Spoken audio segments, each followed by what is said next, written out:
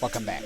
Now inside of your info and settings area, you do have a link that says advanced settings. And we're going to click on that right now. And some may increase our viewership.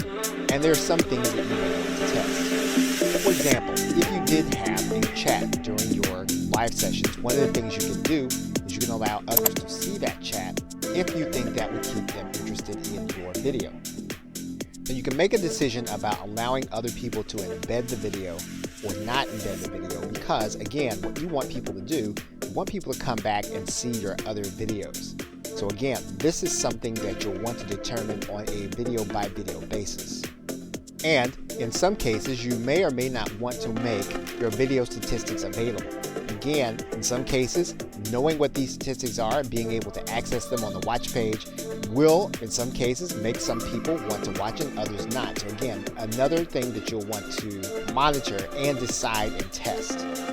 And of course, you will want to determine whether or not you want to allow comments by your video or not. Now, in some cases, this might bring an element to the video that you don't want, or in other cases, giving people the opportunity to comment on what your content is will invite more activity around the video and then make it more searchable. So again, all of these are things you're going to want to determine by video basis and test to see how they fit with your particular business model. You don't want to just leave the default settings as they are. You want to think about how they're going to impact what it is you're trying to do.